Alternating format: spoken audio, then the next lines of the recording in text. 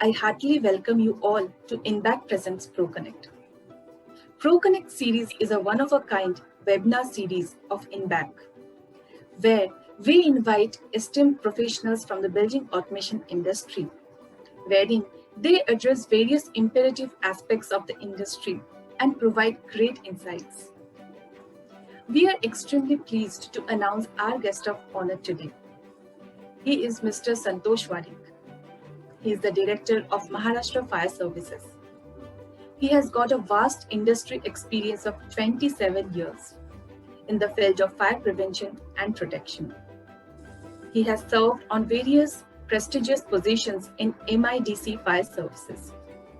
He has got expertise in firefighting in various occupancies and implementation of fire prevention and life safety measures as per National Building Codes of India. He has successfully handled various industrial projects, special townships, SEZs, and IT parks in Maharashtra, India. So, we welcome you to our show. Thank you very much. Thank you so much, sir. We also have with us today our very own INBACer, Mr. Nitin Joshi, an industry veteran who successfully heads a renowned fire safety and services company. Welcome you, sir, to our show as well. Thank you, Adrija. Thank you so much, Mr. Joshi. Now, to begin our discussion today, I would request Mr. Warik to throw some light on this particular topic. So, with respect to the present scenario of quite a number of cases of fire happening mainly in hospitals in our country, how crucial it is to assess fire safety measures in our buildings? To your question directly, I just wanted to give you brief about the scenario of fire services across the state and pan-India. The subject of fire services is with municipal authorities in the state of Maharashtra, Gujarat, Madhya Pradesh, Rajasthan, Punjab and Haryana. Rest of the state, the subject is with home department. Like police, there is a fire station available at block level or taluka level in every state. But in these 5 states, the subject is with urban local bodies and special planning authorities. So for their respective areas, the fire services are available. But in rural area, the fire services are very thin. There are national benchmarks provided in Fire Advisory Committee, Government of India, wherein for 50,000 population there should be one fire engine and one fire station for the densely populated area of say 3 square kilometer area. For urban area, it should be 10 square kilometer area, there should be one fire station. And for rural area, 50 square kilometer area, there should be one fire station. If you go to the 13th Finance Commission report, the gap of fire services in terms of number of fire stations, number of fire appliances and the trained manpower is more than 80%. So if you go to the developed world, means America or European countries, the response time of fire services is 5 to 8 minutes. Wherein in our country, it is recommended is 20 minutes, but during peak hours of traffic in Mumbai and Pune like cities, if you go, it sometimes goes 30-40 minutes also. So considering all this background, the gap of fire services, the response time mechanism, we have to ensure that whatever the minimum fire protection systems are provided in the building, they should be maintained in good working condition. And in the state of Maharashtra, Maharashtra Fire Prevention and Life Safety Measures Act is there, which is enacted in December 2008 and rules came in July 2009. So as per this section 3 of the act, so whatever minimum fire protection requirement provided in the building as per the provisional fire approval and the final fire approval granted by the local fire services, that should be maintained in good working condition 24/7. And every year in the month of January and July, the license agency appointed under Fire Act gives Form B to the owner and occupier, and he should submit that form to the local fire services. These are the minimum requirement as per the Fire Act is concerned. And coming back to your question about the hospital fires, yes, due to COVID situation, the number of ICUs and NICUs, they are flooded with the patient. And as per the need of the time, the oxygen pipelines are provided in the ICUs. Also, oxygen cylinders are provided in the various hospitals. So, due to that, the in enclosed atmosphere, oxygen levels are increased right from normal 19 to 20% to 23%. Due to the mechanical failures, electrical failures, and oxygen enriched areas, these are the major causes, and negligence basically. Maintenance people, they are not properly doing maintenance of the different systems. These are the major causes of the fire incidents happened in recent past in India. That was quite informative, sir. Thank you so much. Now, moving on, would you like to tell our viewers what is the impact of this casual approach and what are the legal implications associated with it? As far as the Fire Act is concerned, Section 3, as I told you, it makes the mandatory requirements of Part 4 of National Building Code, which provides minimum fire protection right from fire extinguishers, hose reel hose, then wet riser cum downcomer, hose boxes, then pumping at ground level, water tank, fire water tank at ground level, terrace level pumping, terrace level tanks. Everything is provided, sprinkler, detection, manual call points. So depending upon the use of building, classification of building is provided right from the residential, educational, institutional, industrial ones, then the hazardous one. So as per that classification, the potential risk is identified, and based upon that, the minimum requirement are specified in Table 7 of National Building Code, Part 4. So that is specified by the fire authorities while giving approval to the building.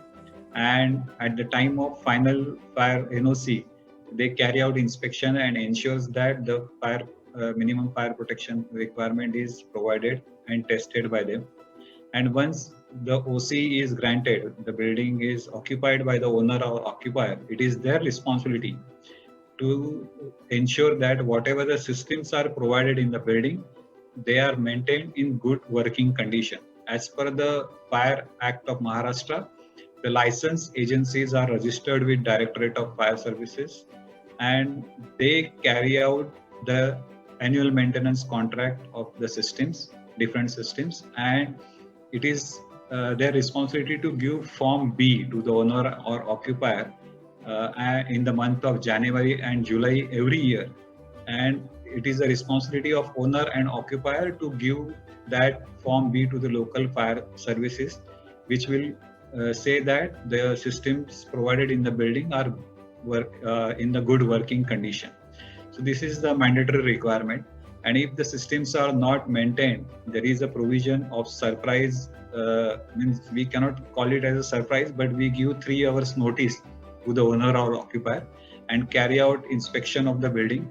And if we see the systems are not in the working condition, then we give notice, observations, and we give time up to 120 days for rectifying the system.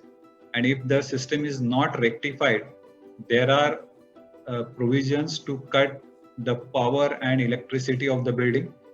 If the imminent danger to the life is noticed by storage of, say, LPG cylinders or some other activities, then there is a provision that with the help of police, we can remove that material from the building. Or if material is not removable, then there is a provision for sealing of building or the part of a building with the help of police authorities. So these are the penal and quasi-judicial provisions. My goodness. Yet, people prefer to stay ignorant.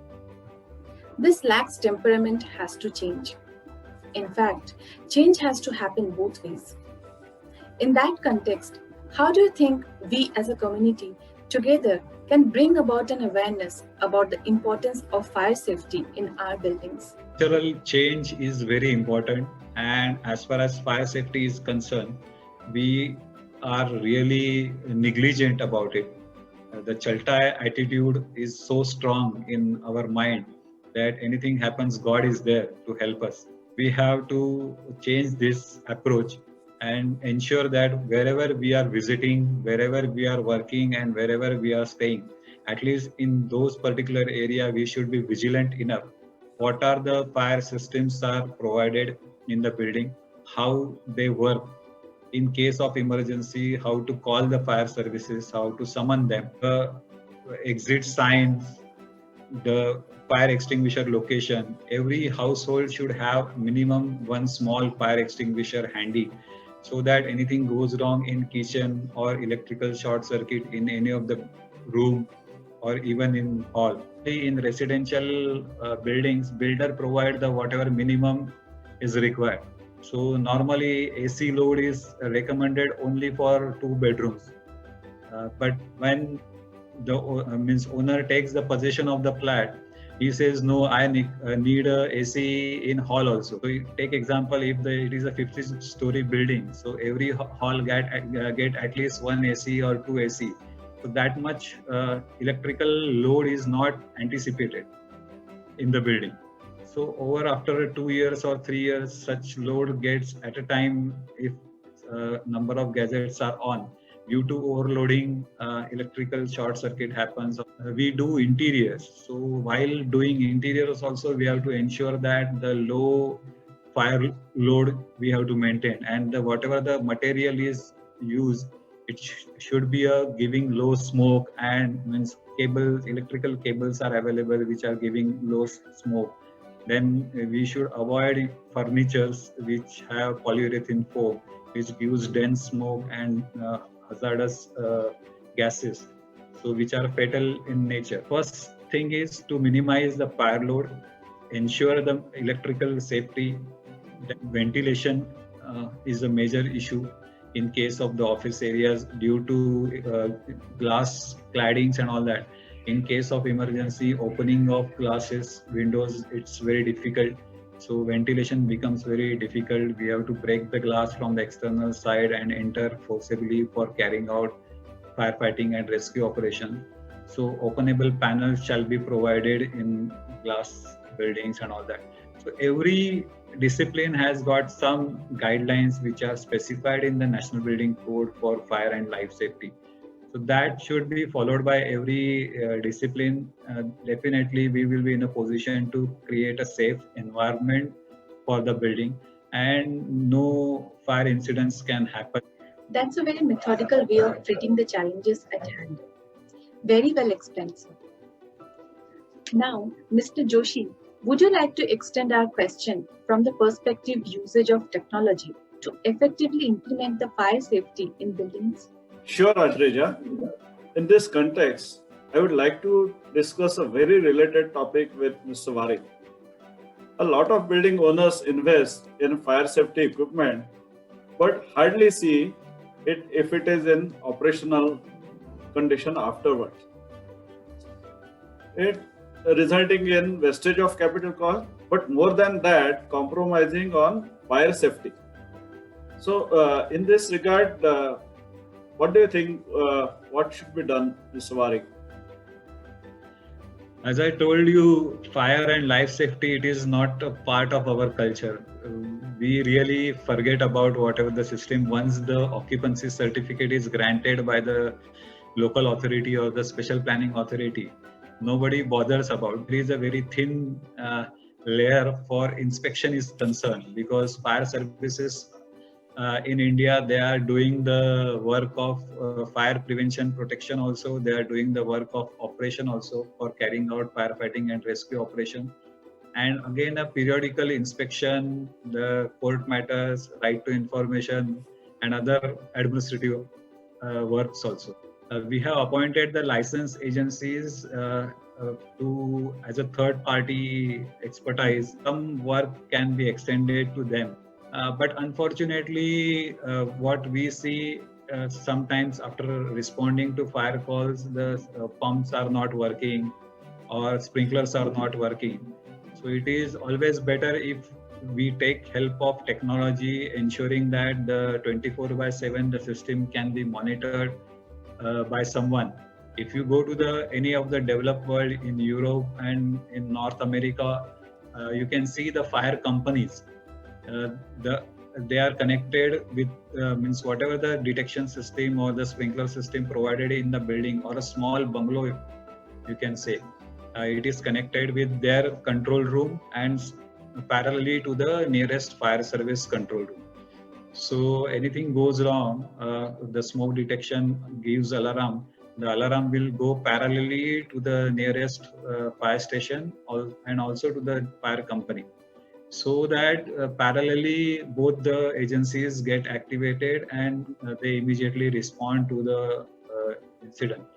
And with minimum time you can overcome the problem. But unfortunately in India we have to everything bring under some act and rules, then only it is acceptable. By willingness or by proactively we don't go for any solution. There are agencies which can offer this solution to the various buildings. Some buildings they have already gone for that. As a part of a BMS also you can link it. And some Goa state, some municipal corporations, they have also started implementing it. In fact, with the advent of IoT technologies, all these things are possible, like monitoring of all the fire prevention assets. Here I would like to add something that about 1.5 years back, I shifted to a new complex in Pune, and it's really disturbing that for last 1.5 years, our hydrant sprinkler system and fire alarm system is not functional. Now we have, as a society, sent several reminders to a builder, but he is not giving heed to that. So he has invested lakhs of rupees. He has a responsibility under RERA to maintain that system for 5 years, and legal provisions are also there. True, such type of scenarios are happening, unfortunately. And to overcome that, at least means as a resident and as a owner and occupier of the building, we have to ensure that whatever the systems are there, they are in a good working conditions. So, and I think RERA also specifies that makes it mandate all the systems provided should work for 5 years, and it is the responsibility of builder. Still, they are not taking the cognizance of either RERA or Maharashtra Life Safety Act. That is a real problem. Yeah. Unfortunately, due to lack of policing kind of a thing, we don't have that much mechanism to see each and every building. Policing should not be required. It is such an essential thing. Yes. That everyone should take it seriously. Same thing happens in the malls. When they catch fire, the occupants, they are also at risk because of non-compliance. Sometimes I am surprised that despite of investing so much in elaborate fire safety system, which is made mandatory by fire services, facility managers do not keep it in running condition and compromise their own fire safety. I think this aspect needs to be seriously considered by all the facility managers. Inspiring, sir. Thanks both of you for this overwhelming session. Moving ahead with our discussion, I would like to know both of your perspectives about the recent few hospital fires that took place across the state of Maharashtra itself. 24 hospital fires since August 2020. 93 people died. News about helpless deceased patients, infants get flashed everywhere. Casualties also include crucial caregivers. That impact multiplies especially when we are in a situation of huge shortage of caregivers. Varik sir, would you like to tell us why hospital fires frequently occur and what steps should be taken to tackle this situation well? As far as hospitals are concerned, you have to see the different scenarios. Hospitals and nursing homes you will find in the residential or commercial complexes, wherein in residential 2, 3 flats or 4 flats on a particular ground floor or first floor are combined together, and they are converted into a small nursing home having bed capacity 20, 25 or 30, and some operation theaters, some dialysis wards are created. Basically, this building is created for the residential use, wherein the staircases, marginal spaces are provided as per the residential use. And after obtaining occupancy certificate, they have applied for the conversion of use from residential to hospital or nursing home, which is allowed as per the municipal laws or the Nursing Home Act. But unfortunately, the other services, whatever they put in, like converting into operation theaters, that required additional load of equipment. Then, if they set up the ICUs, for ICUs, ventilators are required, that machinery, or other, if they are going for the dialysis machine, then additional air conditioning requirement, other gadgets required for the hospital use. So these all gadgets gets added up in that particular floor or the building, wherein the power allocation, whatever done by the power supply agency, they have not calculated that load. And if they keep on adding such load, after sometimes definitely there will be the overloading and the short circuit and fire will start. So this is one scenario wherein issues are coming up. Second, these nursing homes, they are provided with window air conditioners or split ACs or cassette ACs. So they are not designed for 24/7 services. So they required break after some time. Unfortunately, due to continuous use, the mechanical failure happens and they give away heat, and sometimes compressor also get burst and fire starts. So this is another reason. Third reason is in ICUs and NICUs where oxygen is used. So oxygen concentration goes beyond 23% in that atmosphere, and which adds to the proper means change in the physical properties of the materials. So whatever beds are there, linen is there, or curtains are there, so their properties gets changed if they are into oxygen enriched areas above 23%, then they burn at lower temperatures. So these characteristics has act as a fuel to the fire, and fire spreads in ICUs and NICUs. So this is the observation made in recent fires. And major issue is the negligence. So unfortunately, every discipline, maybe electrical ones, maybe air conditioning, maintenance of medical equipments, every person providing service should ensure that the system should run 24/7 without any failures. Now technologies are available in the market. If we use proper equipments and proper technology, definitely we will be in a position to overcome such incidents. To add to it, I would say that in many hospitals, all the systems are installed as a mandatory provision made by fire departments, and of course there is a regulatory body for hospitals also. They make it compulsory to have proper fire safety system.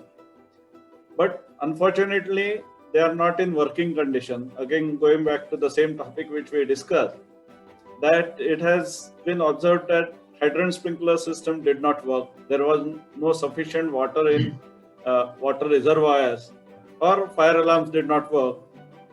Now, this is common not only in hospitals, but in many places like malls, commercial buildings, residential towers, everywhere the story is same. inexpensive technology is available today. Because of IoT, you can use it to monitor your fire safety assets. Larger hospitals or malls have, or hotels, for example, five-star hotels, they have many times IBMS system, which is of course our building automation the community is conversant with, but they do not integrate fire to IBMS system. They integrate HVAC, they integrate electrical circuits, but fire safety systems are not integrated. IoT technology is inexpensive, and those who have not installed IBMS can certainly monitor just their fire safety equipment, like hydrant sprinklers, fire alarms, their fire suppression systems. All of them could be monitored from their mobile app or PC dashboard. And I am sure once where like administrative officers of hospitals are definitely serious about the fire safety. Only thing is non-functionality is not brought to their notice, and because of this, it causes some kind of ignorance. These aspects are overlooked. I agree fully with you. Such kind of things happen, and if technologically it can be monitored by sitting at home also, it is a really great help for the administration or the owner or occupier. Yeah, and in case of this COVID situation, I have found that many administrative officers or facility managers are unable to visit places like malls and theaters and hotels. So in that case, they can monitor it from their mobile phone. True. Very effectively put. Thank you so much. This discussion provided very good insight into this critical issue. Now, Mr. Warik, would you like to share with us your vision as the Director of Fire Services of Maharashtra and subsequently in India? In Maharashtra, we have adopted 4-pillar approach for the development of fire services. The first pillar for the state, and we have the Maharashtra Fire Prevention and Life Safety Measures Act 2006, which implemented from 2008, and the rules came in 2009. Then second pillar was we should have the academic training center. So at Kalina, Mumbai, we have the training center, and we have got sanction from the government for the advanced fire academy also, wherein we wanted to have the actual hot fire training ground where different modules will be there and actual firefighting can be possible over there. Here we are running 6 months basic fire month course and 1 year fire prevention officer and sub officer course at this training academy. And we have the regional training centers also with the help of municipal corporations and special planning authorities like CIDCO, MIDC, wherein we are training fireman courses at regional level at Nagpur, Aurangabad, Nasik, Pune, and other areas. So this training is a second pillar. Third pillar is the capacity building of the fire services. Maharashtra government has come up with the Maharashtra Agni Suraksha Abhiyan plan scheme, wherein they have allocated around 185 crore rupees for the strengthening of fire services. We give funding to the municipal councils and D-class municipal corporations and Nagar Panchayat for construction of fire station and procurement of fire appliance over there.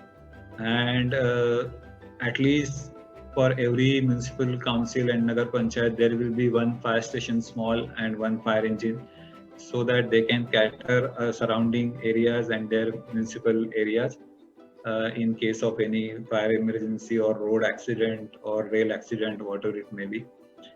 And fourth pillar is the awareness through this like seminars, and with the help of industries association, with the help of manufacturers association, with the help of integrators, with the help of architects, builders association. we wanted to penetrate or we wanted to build that fire safety culture in the masses by large by utilizing different platforms, ensuring that no life should get lost due to fire. And that is our ultimate aim. Ultimately, we serve to save the national property, means whatever by way we will be in a position to save, and precious human life. These are our two major aims. That's wonderful, I must say. This discussion was very enriching for me, and I'm sure for all our viewers as well. Thank you, Mr. Warwick and Mr. Joshi, for the fascinating facts you have shared with us and the significant awareness you brought in with your extensive discussion on this topic. We are so grateful. So, viewers, let's be a bit more observant of the threats that encompass the safety of our building systems and understand the importance of fire safety and prevention techniques. On that note, I would like to conclude today's session. See you all next week with yet another inspiring story. Till then, take care, stay home, stay safe. Bye-bye. Thank you, Adrija. Thank you so much. Thank you. Thank you.